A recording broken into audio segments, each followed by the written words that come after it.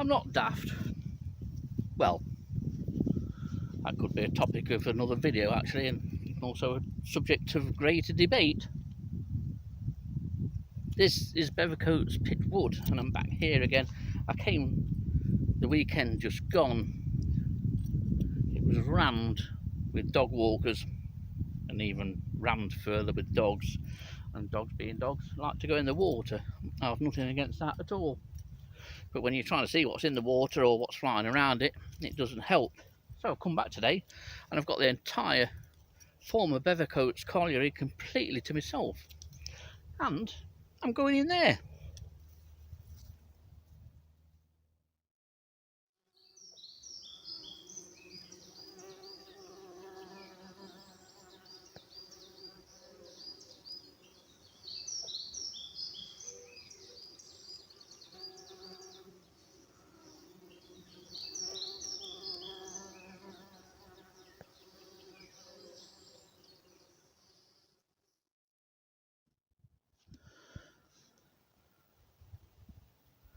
And for once, I've given you something scenic to sit there and gawp at while I go into that water. Yes, I know, water and me, we've never had a good and lasting relationship, I'll admit that. But this is for the purposes of science, because among the number of damselflies and dragonflies that's on here and flying around here, there are a species, or maybe two species, of red-eyed damselfly, which, as far as I'm aware, haven't been recorded from Bevercoats before. This is a fantastic pool for dragonflies, it really is.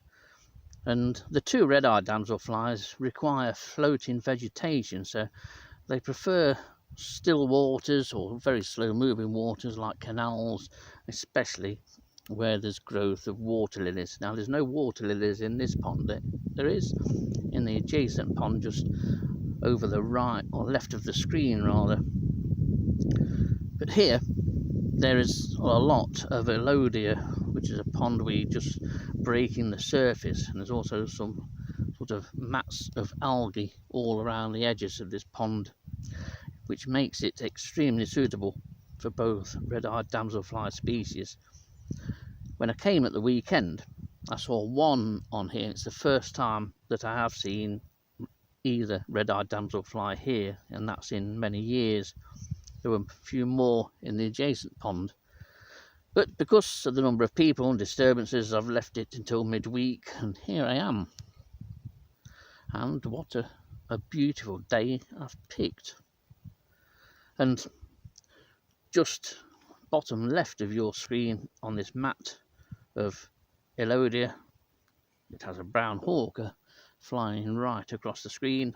There are a number of common blue damselflies, blue-tailed damselflies, but the most common species is red-eyed damselfly.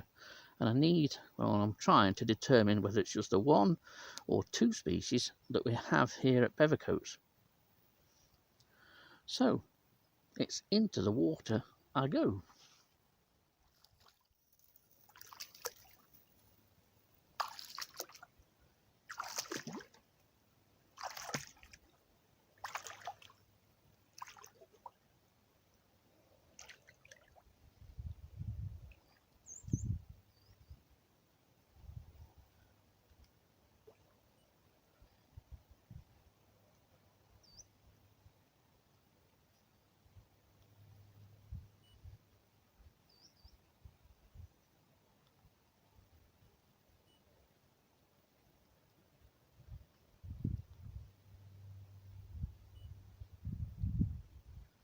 I know,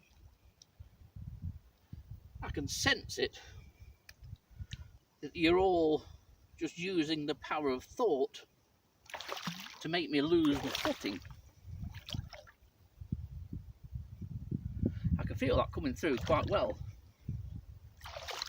But the only way I can get photographs of these red-eyed or small red-eyed damselflies, or both, is by getting in. Mind you, on a day like today, now that wind's dropped, it's absolutely beautiful. And these red-eyed damselflies, of whatever species they are, I don't know my damselflies enough to know instantly. I have a feeling that both two species are here. But this pond, or this small lake, is lovely and shallow, so the water's warm, it's pleasantly warm. There's a lot of weed in it. All this is Elodia crispa, or I'm presuming is Elodia crispa.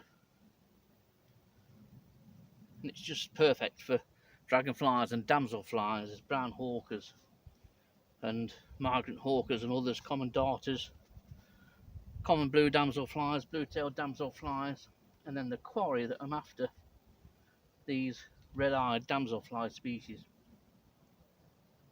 Thankfully, they have to come back onto this Elodia because red-eyed damselflies and small red-eyed damselflies, they need or like to rest on floating vegetation, usually sort of water lilies, things like that. They haven't got water lilies in this pond, they have in the other pond. So here they're using floating mats of algae, but also the Elodia, which is breaking the surface, and they are quite photogenic. Actually, they're quite easy to approach, and that surprises with the conditions being so warm, if not hot, as they are today.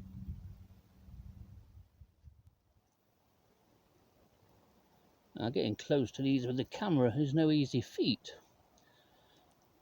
It helps if the phone is on a tripod and that tripod is fully extended, as this is.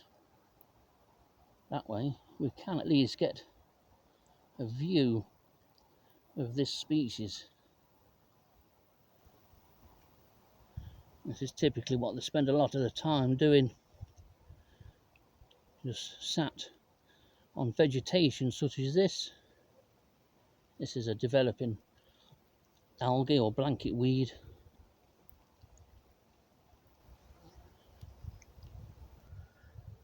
Couple of pairs in cop.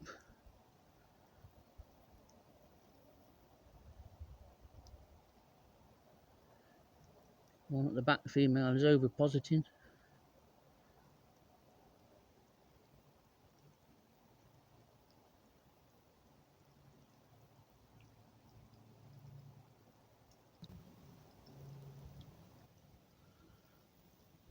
All we've got to do now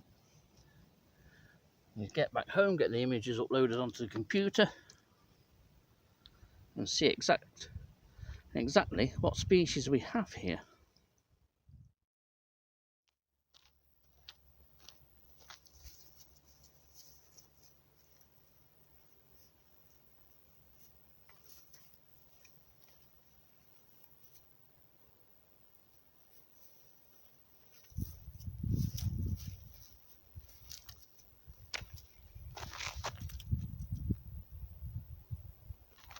Beautiful area, isn't it?